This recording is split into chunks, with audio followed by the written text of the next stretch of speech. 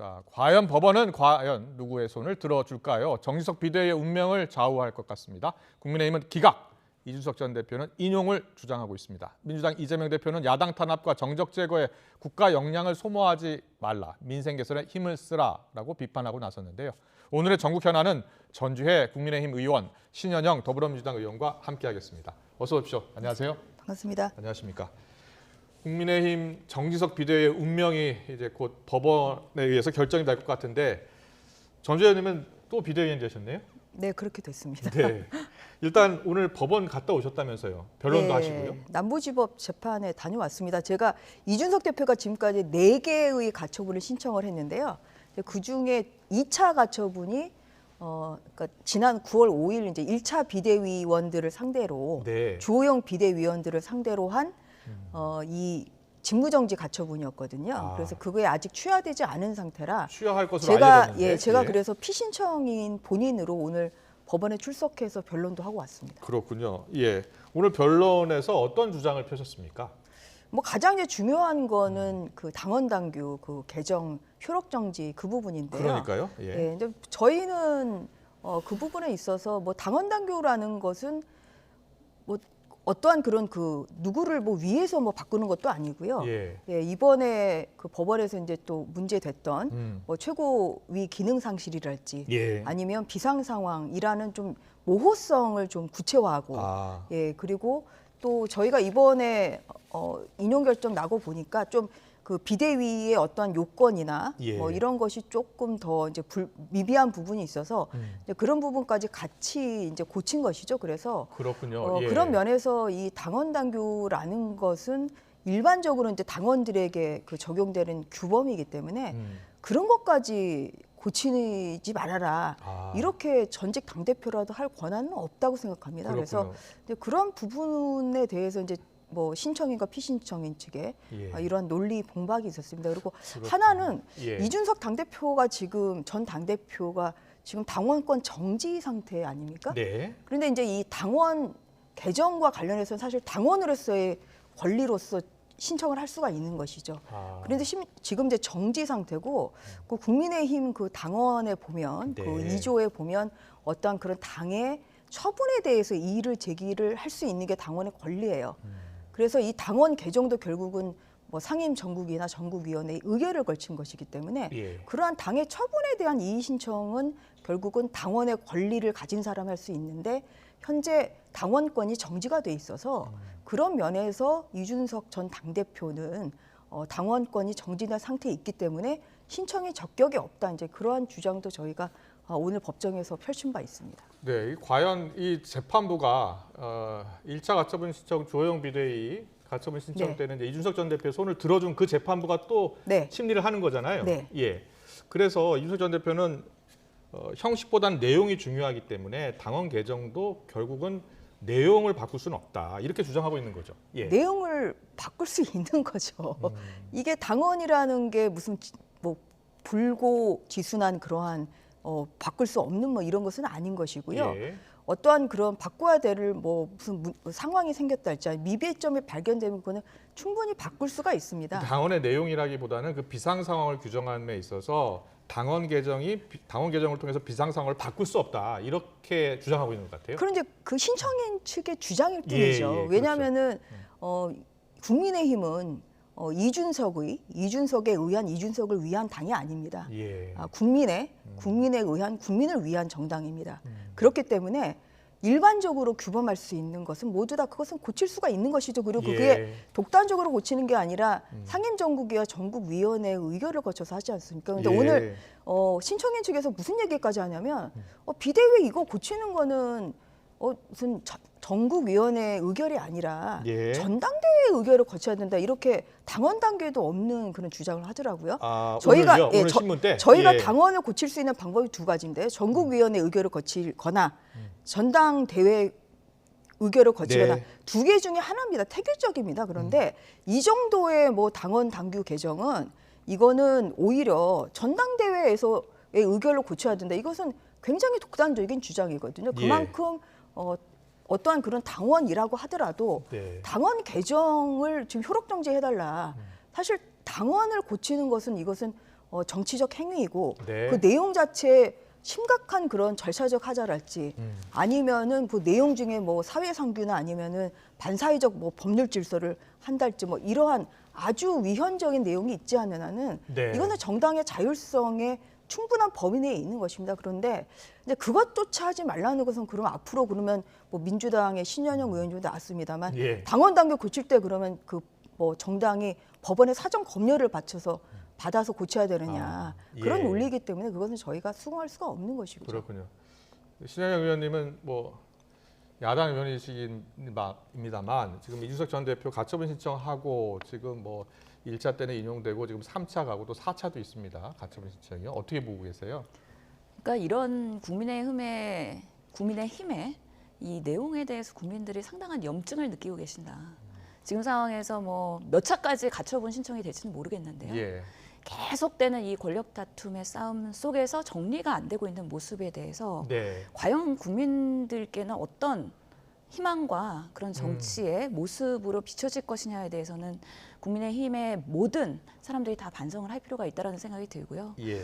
결국에는 1차 가처분 신청됐을 때도 기각되지 않을까라는 예측들이 상당히 있었는데도 불구하고 사실은 인용이 됐습니다. 네. 그만큼 법원에서는 이것을 1차, 2차, 3차를 단절적으로 보면서 법원의 법리를 판단할 것이냐 아니면 지금 2차는 논의로 한다 하더라도 3차 가처분과 네. 4차 가처분을 지금 지속하고 있는 상황에서 1차에서의 국민의힘이 발생시킨 가짜 비상 상황 네. 그리고 이것을 이준석 당대표를 내보내고 새로운 비대위가 생기는 주호영 비대위 그리고 이제는 정진석 비대위까지 이 일련의 과정이 과연 정당법이나 정당의 네. 대응이 민주주의인 것이냐에 대한 법원의 판단을 할 것이기 때문에 예.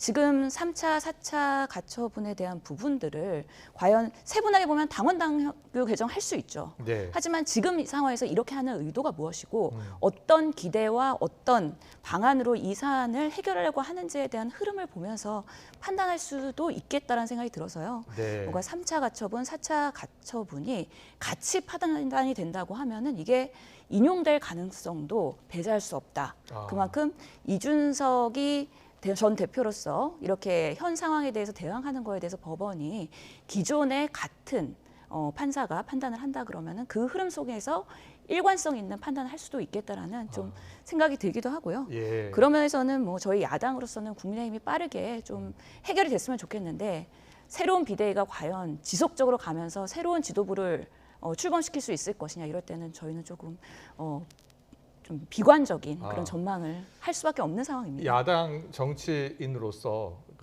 지금 정진석 비대위원장은 법원이 사법 자제의 선을 지켜야 한다. 그러니까 지나치게 정당의 활동을 제약하고 있는 것이다라고 비판을 했거든요. 이런 비판에 대해서는 어떤 생각이세요?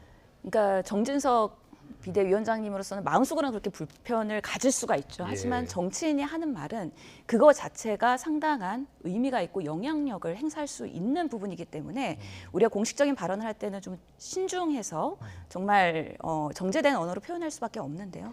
그런 면에서 우리나라의 삼권 분립, 그래서 사법부의 판단과 입법부의 판단, 이거는 독립적으로 존중이 되어야 되는데 예. 항상 우리가 어떤 사법부의 판단이나 그 결정을 얘기할 때 그런 부분에 있어서의 불신을 조장하거나 아니면은 압력이나 영향을 줄 수 있는 발언이라는 우려되는 지점이라는 면에서는 꼭 이런 발언을 공식적으로 표출하셨어야 되나 하는 좀 문제점을 저는 지적하고 예, 싶습니다. 민주당에서는 이번 3차 가처분은 인용보다는 기각보다는 인용, 어떤 가능성이 더 높다고 보고 있나요? 글쎄요, 저희가 의원들 주변 분들은 뭐라고 하세요? 하는 거 어렵죠. 예측하는 거 예. 어렵죠. 저희도 사실은 전당대회 때 당원 당규 개정하면서 예. 또 새로운 지도부를 맞이하기도 했거든요. 그래서 네. 정당은 당원 당규를 개정을 할 수 있다는 면에서 그 자체로는 문제가 없을 수 있는데 네. 저희가 봤을 때 4차 가처분은 이제 정진석 비대위에 그렇습니다. 대한 가처분이기 때문에 예. 이것과 같이 병합해서 승리한다 그러면 그 결과가 꼭 국민의힘의 지금 비대위가 바라는 방향대로 안 될 가능성도 있다라는 예측도 나오고 전주의 있는 비대위원께 상황입니다. 여쭤봐야 될 것 같은데, 전주의 의원님. 네. 일단 이게 3차잖아요. 오늘이 네. 3차 가처분 신청 신문이 있었고 28일날은 정진석 비대위에 대한 효력정지 가처분 신청 또 신문이 있잖아요. 네. 일단은 이번 3차의 인용 여부와 상관없이 4차는 좀 별개로 봐야 되는 겁니까? 그렇진 않고요. 이제 오늘 재판부에서도 3차 가처분이 오늘 신문이 종결된 게 아닙니다. 그렇죠. 법률 용어로 이제 속행이라고 하는데요. 그래서 9월 28일에 4차 가처분과 같이 두 개 사건을 심리를 하기로 했습니다. 그렇군요. 그리고 재판부에서도 예. 이 두 개의 가처분은 연관성이 있다 이제 이렇게 말씀을 그렇게 하셨기 했습니까? 때문에 아. 네 그래서 뭐 저희로서는 아마 같은 결론이 나지 않을까. 그러니까 그렇군요. 뭐 3차가 기각이 되면 4차도 기각. 예. 왜냐하면 새로운 당원 단계에 따라서 저희가 새로운 비대위를 출범을 시킨 것이기 때문에 네. 그래서 3, 4차가 그렇다고 하면은 같은 결론 그렇다면요. 나기가 쉽지 않을까 그렇게 어제요. 예측하고 어제 있습니다. 국민의힘이 그 정진석 비대위원장 효력 정지 네. 가처분 신청을 연기해달라고 요청했잖아요. 그게 이제 4차 가처분이죠. 그러니까 그걸 네. 왜 연기한 거예요? 병합해서 하지 않고? 왜냐하면은 이건 굉장히 이제 합리적인 이유인데요. 아 예. 이제 오늘 11시에 그 4차 가처분 기일 지정이 됐는데요. 그렇죠. 예. 어제 그 신청서를 저희가 받아본 게 어제 한 10시 반 정도였습니다. 아 이준석 전 분량이 대표는 상당히- 이준석 전 대표는 왜 미리 받아볼 수 있는 걸 늦게 받아봤느냐라고 이야기하던데. 송달을 통해서 받는 거죠. 음. 그게. 그래서 저희가 정상적으로 받은 것이 10시 30분에 받았고 예. 그 양도 상당히 방대하고 저희로서는 또 여러 가지 쟁점이 좀 추가 쟁점들이 있기 때문에 그렇군요. 예. 저희가 대리인을 아직 선임한 상태도 아니고요. 그래서 뭐 그런 경우에 통상적으로 변경 신청을 많이 합니다. 그리고 재판부에서도 준비할 시간이 촉박하다는 저희의 이유가 당연히 설득력이 있었기 때문에 2주 후로 그렇게 연기를 한 것이죠. 지난 조영 비대위 1차 가처분 신청이 3주 만에 나왔거든요. 그렇다면 이번 3차, 4차 가처분 신청은 언제쯤 나올까요? 일단 28일 날 신문이 네. 있어야 되니까 그 이유가 되겠네요. 예. 그러니까 9월 28일에 이제 신문은 종결될 거라고 아, 생각을 예. 하고 있고요. 뭐 그렇다고 하면 저번 가처분 결정 같은 경우는 이제 신문 종결을 하고 일주일 조금 지난 시점에 나왔던 걸로 제가 그렇게 기억을 하고 있습니다. 예, 그래서 예. 뭐 빠르면 10월 뭐 첫째 주 아니면 늦어도 이제 10월 둘째 주 보통 통상 뭐 1, 2주일 안에 재판부에서 결정을 하는 것이 통상례이기 때문에 네. 10월 첫째 주나 둘째 주 정도 결론을 내릴 것으로 그렇게 전주 의원님 예측하고 판사 있습니다. 출신이시잖아요. 네. 1차 가처분 신청 때 인용이 됐잖아요. 네. 그때도 혹시 기각될 것으로 예상하셨나요? 좀 저희 당에서는 예. 그렇게 봤었죠. 근데 그때하고 지금 3차, 4차 가처분 신청 때하고 좀 달라진 것은 당원 개정한 부분이잖아요. 좀 구체적으로 비상 상황을 좀 규정할 수 있는 네. 이걸로서 분명히 이제 이준석 전 대표가 제기했던 그 가처분 신청 기각될 가능성이 높다고 보고 있는 겁니까? 그러니까 아까 이제 말씀드린 네. 것처럼 당원 당규라는 것은 뭐 누구를 뭐 배제하기 위한 이런 목적이 아니고 예. 통상적으로 이루어지는 그리고 오히려 1차 그 가처분 결정에서 나왔던 내용을 어느 정도 저희가 수용을 해서 법원의 어떤 판단을 좀 존중을 해서 네. 그래서 그러한 불명확성을 저희가 구체화한 것이다. 그다음에 그 내용 자체가 최고위원 5명, 선출직 최고위원 5명 중에 4명이 뭐 사퇴하거나 거리를 하게 되면 이제 비대위로 간다. 네. 그런 것은 오히려 이 당대표와 최고위원 간의 반목이 심할 때 최고위원들이 아무리 그만둬도 당대표가 버티면 그동안에 비대위로 갈 수가 없었습니다. 그렇군요. 예, 그런데 오히려 이번에는 5명 중에 한 4명 정도가 구체적으로 거리가 규정한 되면 거죠? 예. 예, 그러면 당 대표 리더십도 굉장히 그거는 손상이 되는 것이고 네. 당내 반복이 크기 때문에 그러한 경우에 비대위로 가게 함으로써 오히려 저희는 당대표의 권한에 대한 통제 그리고 당내 민주주의를 오히려 더 강화하는 것이다. 이렇게 저희는 생각하고 그 방향으로 했던 것이고요. 예. 또 하나는 가장 중요한 것 중에 하나가 당원 개정도 있습니다만 또 하나는 8월 17일에 그러니까 저희가 이제 8월 5일에 이 비대위 전환을 결정을 했거든요. 네. 근데 그 이후에 나온 굉장히 중대한 사정 변경이 8월 17일에 정미경 최고위원, 선출직 최고위원 중에 한 분이시죠. 그리고 그동안에 사실 이준석 대표를 굉장히 지지하는 이러한 발언을 또 많이 해오셨는데 이 정미경 전 최고위원이 사퇴를 제출했습니다. 예. 이게 이제 중대한 사정 변경이죠. 그래서 그런 면에서 이것은 현재 상황을 가지고 결국은 새로운 이런 당원 당규에 따라서 이제 새로운 비대위를 저희가 출범을 한 것이기 때문에 그러한 면에서 뭐 당원 당규 개정은 정말 정당의 자율성을 저는 존중해줘야 된다고 생각을 하고 있고요. 그것이 이제 적법한 이상 그거에 따라서 현 상황에 따라서 이루어진 이 새로운 비대위는 저는 그것은 충분히 적법하다 이렇게 예측하고 있습니다. 알겠습니다. 자, 민주당 얘기를 좀 해야겠습니다. 더불어민주당 이재명 대표가요, 오늘 열린 최고위원 회의에서 국민 삶을 개선하는 데 집중하겠다라고 하면서 이런 이야기도 했습니다. 정부는 정쟁 또는 야당 탄압에 너무 국가 역량을 소비하지 말라라고 했는데 직접 듣고서 이야기 더 나누겠습니다. 모든 정치는 국민을 향해야 하고 또 모든 정치의 목적은 국민의 삶을 개선하는 것입니다. 대리인으로서 충직하게 국민의 삶을 개선하는 데 집중하겠다는 말씀을 드리고 정부도 정쟁 또는 야당 탄압 또 정적 제거 이런 데 너무 그 국가 역량을 소모하지는 마시고 국민의 삶을 개선하는 민생 개선 또 한반도 평화 정착 또 대한민국의 경제 산업 발전 여기에 좀 더 주력해 주시기를 다시 한번 당부드립니다. 네, 이재명 대표는 대표가 된 이후로는 자신의 사법 리스크와 관련해서는 언급을 자제했었는데요. 사실상 자신의 사법 리스크 관련한 이야기를 한 것 같습니다. 야당 탄압, 정적 제거 여기에 너무 국가 역량을 소모하지 말라 이렇게 이야기했는데 신현영 의원님 예. 그런 뜻으로 읽히죠? 예. 예, 그래서 두 가지 키워드인데요. 네. 야당 탄압 그리고 국가 역량을 어디에 우리가 쏟을 것이냐 네. 이 두 가지를 동시에 이야기한 겁니다. 그래서 오늘 이재명 대표의 모두 발언은 사실 일부만 나왔기 때문에 간단히 말씀을 드리면 예. 이 외에도 민생과 경제에 대한 국민의 지금 상황, 대한민국이 나아갈 방향에 대해서 많이 얘기하셨습니다. 예, 예. 예를 들어서 오징어 게임에 대한 K문화 콘텐츠에 대해서 지원과 네. 발전에 대해서도 얘기하시고요. 미국의 그런 반도체나 전기차 이런 분의 자국 보호에 대해서 우리의 외교와 안보는 어떻게 역량을 대응해야 되느냐. 예. 그리고 북한의 그런 핵에 대한 위기, 그리고 윤석열 대통령의 미국 순방에서의 그런 외교적 역량을 발휘하시기를 당부하는 이야기들 네네. 등 여러 가지 우리 민생 경제에서 당면한 부분에 있어서의 야당의 역할 플러스 여당과 대통령의 요청하는 부분들을 길게 얘기긴 하셨는데 네. 결국에는 이제 언론에 나갈 수 있는 제한된 거는 야당 탄압 예. 그리고 국가 역량이었던 것이죠. 그러면서 지금 우리가 YTN만 하더라도 정치면에서는 상당히 국민의힘의 내홍 네. 그리고 이재명의 사법 리스크 이 두 네. 가지만 계속 부각이 되고 있지만 실제로 야당에서는 이런 그 외의 것들을 더 챙기면서 민생을 우선하겠다라는 의지를 보인 거라고 말씀드릴 수 있고요. 예. 그런 만큼 이재명 이제 대표께서도 영수회담이나 여러 가지 방식으로 인해서 여당과 같이 정부가 힘을 합쳐서 민생을 좀 쏟으면서 그 국면 전환이나 여러 가지의 그런 정치 면에서의 국민들한테 정말 필요한 모습을 보이겠다라는 좀 강한 의지를 예. 오늘 피력하신 오늘 거라고 민생 말씀을 많이 하셔서 말씀드리겠습니다. 민생 그 현장에 좀 가실 것으로 이렇게 예상을 했었는데 봉화마을부터 가셨어요. 봉화마을을 찾아가신 것 같은데 예. 오늘 고 노무현 전 대통령 묘역도 참배하고 권양수 여사도 만나고 혹시 그 일정이 갑자기 잡힌 겁니까?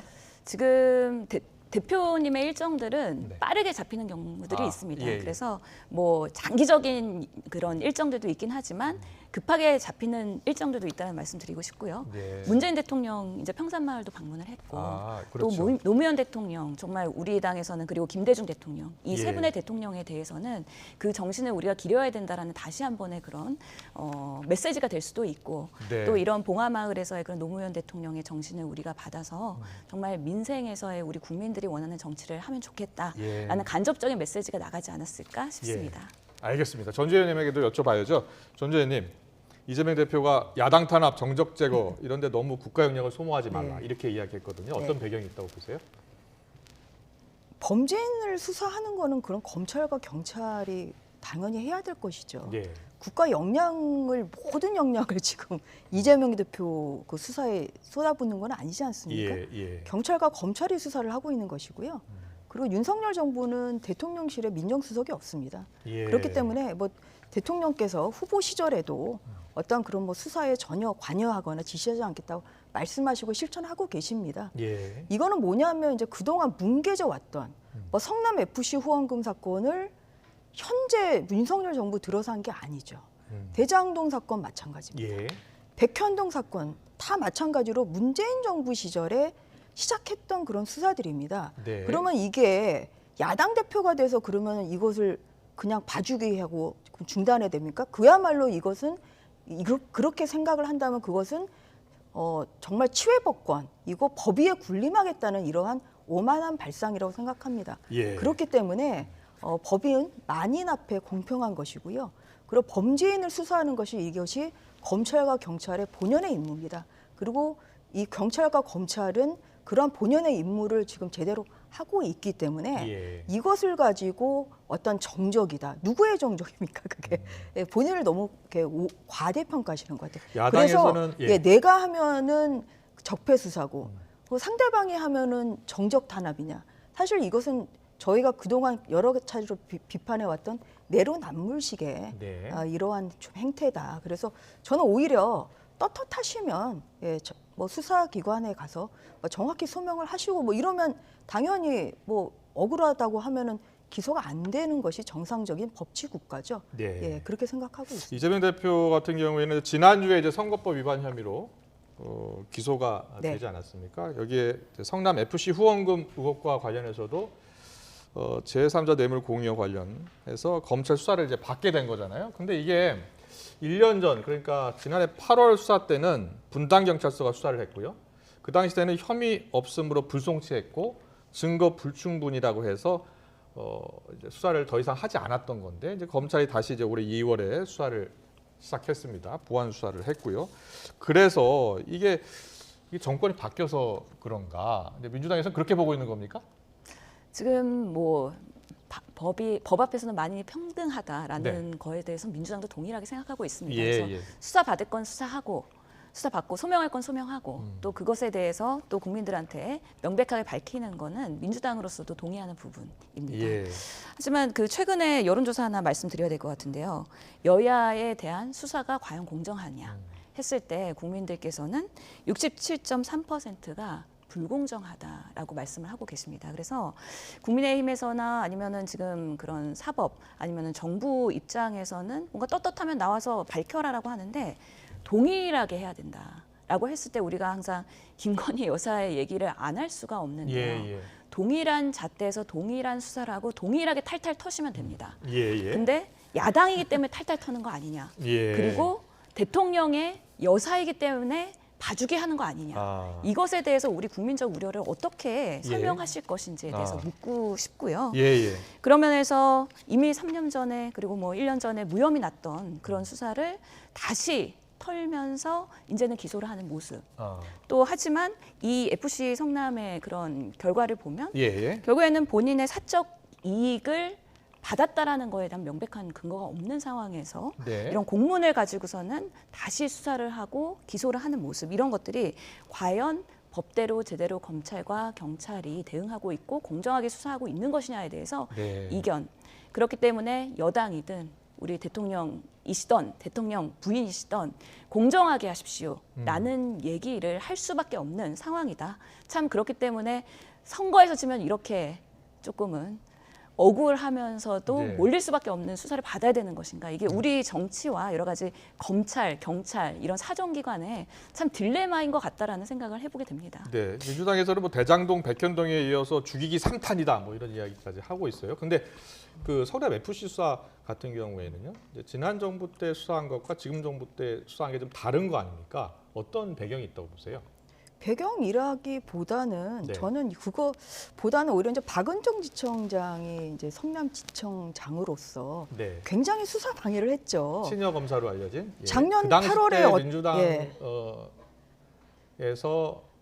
그 여러 가지 의혹들 나왔을 때 수사를 다시 한번 보완 수사를 했을 때 그 보완 수사를 막았다는 검사죠? 그러니까 어떤 거냐면 작년 8월에 몇 가지를 그냥 아예 지청장 그 전결로 아예 결제로 그 차장 검사 결제를 전결을 지청장 결제로 바꾼 게 있는데요. 그러니까 뭐냐면은 뭐 그 중에 하나가 경찰이 신청한 압수수색 영장 청구 시에는 지청장에 보고해라. 없었던 규정이거든요. 그 다음에 기존 3부에서 그 전담하고 있던 특수 공안 수사를 형사 1, 2부로 이관을 했습니다. 오죽하면 그래서 작년에 그 박하영 그 차장 검사가 거기에 불복해가지고 재수사 건의를 지속적으로 건의를 하는데도 불구하고 지청장이 그냥 소 읽고 아예 그냥 미동도 안 하니까 네. 아예 그냥 얼마나 답답했든지 이제 사의를 표명했다고 반려하는 뭐 이런 일도 있지 않았습니까? 예, 그래서 예. 정말 박은정 지청장이 저희가 봤을 때는 온몸으로 이 FC 수사를 막았습니다. 그렇기 때문에 그렇게 그 몸으로 막은 이 수사가 결국은 지금 정상화가 돼서 나오는 거죠. 그럼 그때 수사는 만약 좀- 그때 제대로 됐으면 사실 그때 기소가 됐어야죠. 예, 작년에 문재인 정부 시절에 그 네. 기소가 됐어야죠. 그런데 그것을 온몸으로 그 검찰과 그 경찰이 막았기 때문에 그래서 정상적인 수사가 안 됐던 것이고요. 지금에서야 이제 정상적인 수사로. 왜냐하면 제3자 뇌물교부는 뭐 여러 가지 판례상 네. 이것은 지금 구단주가 성남시장이었던 이재명 전 당대표잖아요. 예. 예, 당대표시고 지금 당대표 그렇기 그 당시 때문에 때는 성남시장이었다는 예, 그래서 거죠? 예. 그래서 이 그 형사법에 이런 제3자 뇌물교부가 이런 경우에 성립되는 거 너무 많습니다. 왜냐하면 이게 그 일단 후원금을 받지만 대가성이 있는 뭐 용도 변경 이런 걸 해주잖아요. 그건 당연히 너무나 대가성이 확연한 것이죠. 그 당시 때 예. 박은정 지청장이라든지 그 당시 때 검경이 봐주기 수사한 것 아니냐 이런 취지로 이야기하신 것 같은데 여기에 대해서는요? 공정하게 수사하시면 됩니다. 그래서 저희가 이거를 수사하지 말라는 건 아니고요. 예. 다만 그 당시 성남 FC에서 결국에는 국민의 세금으로 운영되는 그 공공 FC 아닙니까? 예. 그런 면에서의 광고비 후원을 받았고 그리고 사실은 뭐 두산 같은 경우에도 20년 이상 병원 부지로 방치를 하다가 상업 용도로 변경을 한 것인데 네. 이런 부분을 연골고리를 만들어서 억지 수사하는 거 아니냐라는 부분에 있어서 왜 이 건만 이렇게 집요하게 검찰이 계속 수사를 하면서 탈탈 털어야 되느냐에 대해서 예. 이 부분에 대한 국민적인 또는 그 박은정 검사에 대한 여러 가지 그 현상에 대해서의 네. 이견이 있는 것이죠. 그래서 저는 뭐 법에 대한 그런 디테일한 것까지 제가 예. 말씀드릴 수는 없다고 생각하지만 과연 이런 방식이 정당한 것이냐 그리고 야당 대표한테 이렇게 하는 것이 결국에는 국민의힘이나 아니면 윤석열 대통령이 지금의 지지율을 극복하기 위해서 야당 탄압을 하면서 뭔가 더 정치적으로 공세를 하는 거 아니냐 딱 오해받기에 매우 좋은 이런 상황에서 계속 그것을 유지하고 있다.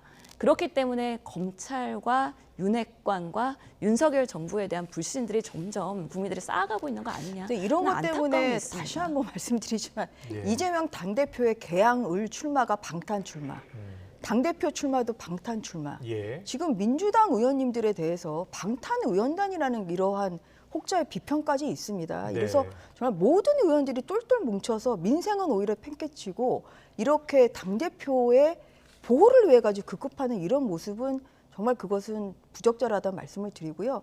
민주당도 조사받을 건 조사받고 뭐 국민의힘도 앞으로 어떤 비리가 있으면 당연히 받을 분은 받아야 되겠죠. 하지만 지금 국가적으로 너무 힘들어하는 국민들도 많기 때문에 네. 이제는 정말 민생을 논할 때가 됐다 이런 말씀을 꼭 정말 드리고 제가 싶습니다. 드리고 싶은 말씀이에요. 네, 두 분, 민생을 예. 논하기 위해서 여당과 그런 대통령께서 움직이셔야 되는데 네. 김건희 여사가 그 캠프 때 그 서울의 소리에서 유출되면서 정권 잡으면 경찰이 알아서 권력을 움직이고 알아서 입건한다라는 그 얘기를 예. 다시 한번 드리면서 아. 그런 방식으로의 정치나 국정 운영 하시지 마셔라라고 알겠습니다. 당부드리고 싶은 것이죠. 예. 여야 모두 뭐 법 앞에 평등하니까 모두가 철저히 수사를 받아야 한다는 의견에 두 분 다 동의하시는 네. 거잖아요. 그리고 최근 여론조사도 보니까 그렇게 나오더라고요. 네, 김건희 여사 관련 특검도 진행이 돼야 하고 또 이재명 대표 수사도 또 표적 수사가 아니다라는 또 여론이 좀 더 높고 이렇게 나타났습니다. 알겠습니다. 오늘 말씀은 여기까지 듣겠습니다. 지금까지 신현영 더불어민주당 의원, 전주의 국민의힘 의원과 함께했습니다. 잘 들었습니다. 네, 고맙습니다. 수고하셨습니다. 감사합니다.